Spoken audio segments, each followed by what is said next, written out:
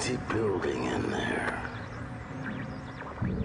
What the hell is he building in there? It had taken Enron 16 years to go from about 10 billion of assets to 65 billion of assets. It took them 24 days to go bankrupt. What the hell is he building in there? This company collapsed so quickly and so entirely. I mean, it was into bankruptcy within a matter of weeks. It just immediately had all the makings of a gigantic scandal. He's hiding something from the rest of us. The fatal flaw at Enron, if there is one, you say it was pride. But then it was arrogance, intolerance, greed. So many of them were blinded by the money that they didn't see that they were sinking their own lifeboat.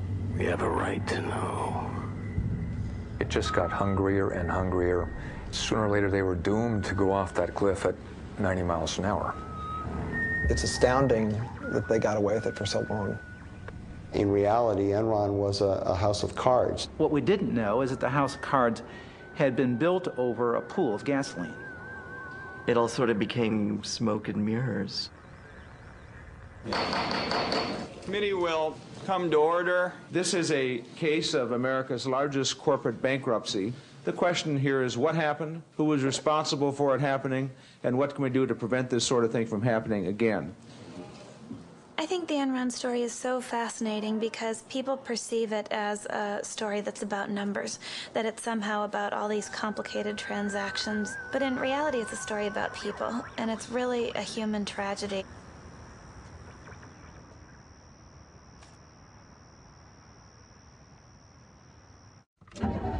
Mama may have, Papa may have, but God bless the child that's got his own, that's got his own.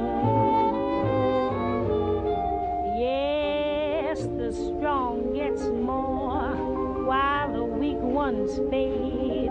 Empty pockets don't ever make the grade. Mama may have, Papa may have, but God bless the child that's got his own, that's got his own.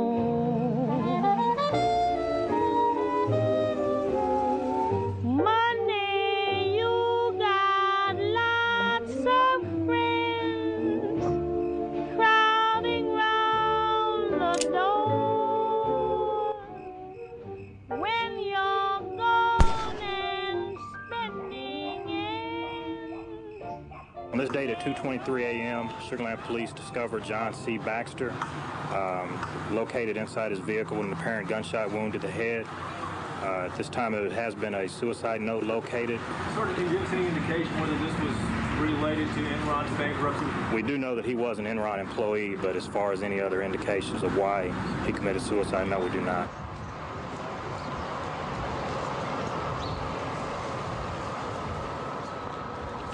Mr. Skilling, let me touch on something that's sort of sad, and that's, of course, the suicide of Cliff Baxter.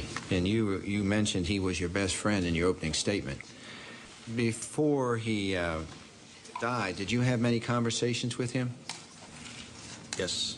And were any of them relative to Enron? Yes. There's no one that knew Cliff toward the end that didn't realize that he was heartbroken by what had happened. And Cliff came over to my house, and he said, they're calling us child molesters.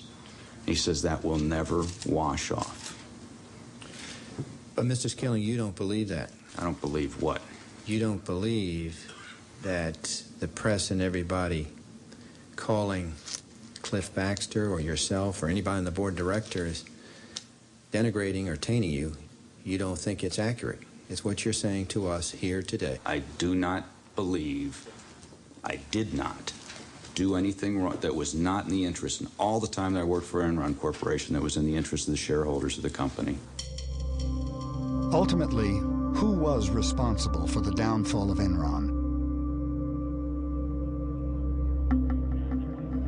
Only a few years ago, Enron was the nation's 7th largest corporation, valued at almost $70 billion.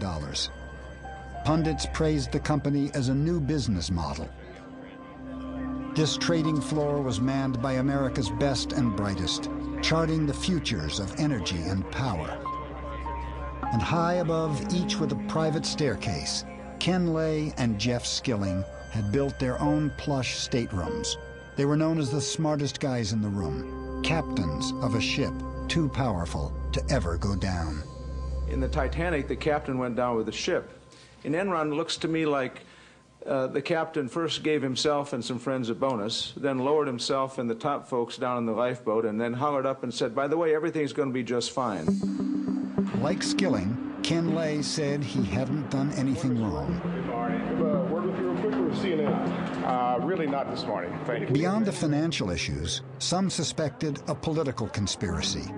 Enron had been the largest corporate contributor to the first presidential campaign of George W. Bush. This is not a political issue. It is a business issue. You know, Enron had made contributions to a lot of people around Washington, D.C. And if they came to this administration looking for help, they didn't find any. To say no help here is like I did not have political relations with that man, Mr. Lay. What about the fact that George W. Bush calls Ken Lay Kenny Boy? That's my nickname for my husband, which he overheard. So it wasn't original with the president? Certainly wasn't. According to published reports, your husband earned about $300 million in compensation and stocks from Enron over the last 4 years. What happened to all that money? That's gone. That's gone. There's nothing left. This is the shredded evidence that we got that came out of Enron. We very quickly determined that the insiders had sold off $1 billion of their stock in the preceding several months. Did you convert stock worth $66 million? I don't know, but I don't have the records with me. Would that be surprising to you to learn that you did that? No, that would not be surprising. Mr. Fasto got only $30 million in stock proceeds from Enron, but he took another $30 million out with his side deals. I think there was just an immediate sense of outrage at Lay and Skilling and Fastow when people realized how much they had profited and how completely artificial the appearance of this company had been. News of shredding at Enron raised more questions. What answers were lost in the torn documents? 20,000 employees had lost their jobs. $2 billion in pensions and retirement funds had disappeared. Was Enron the work of a few bad men?